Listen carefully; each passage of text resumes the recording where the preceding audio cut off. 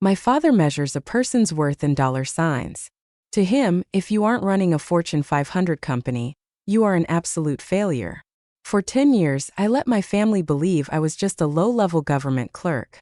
It was a boring cover story designed to stop questions, but my father despised it. He thought my quiet life was a personal insult to his massive real estate empire at his 60th birthday gala. Surrounded by politicians and billionaire investors, he couldn't resist making me his punchline. Asterisk, what line of work are you in? Asterisk, one of the CEOs asked me. Before I could speak, my father let out a condescending laugh. Asterisk, her? She's my little clerk. Pushes papers in a basement somewhere. We can't all be leaders. Someone has to order the staplers. Asterisk, the men chuckled.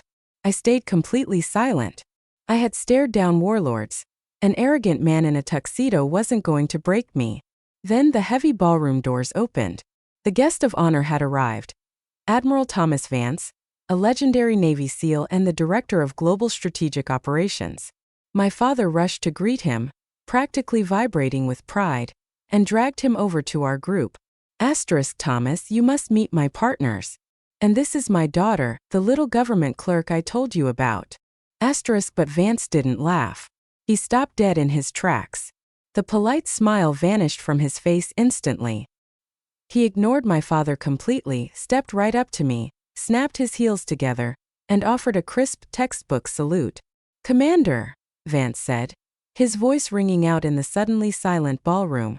Asterisk, I wasn't informed you were stateside. Asterisk, my father's jaw dropped. Asterisk, Thomas. What? She's a clerk. Asterisk, Vance turned to him. His eyes filled with absolute disgust. Asterisk, a clerk? Richard, your daughter is the commanding officer of Unit 77. The last time I saw her, she was dragging my wounded team out of a firefight. She does more to keep this world safe in a single night than you have done in your entire life. Asterisk, the billionaire was suddenly the smallest man in the room, utterly speechless.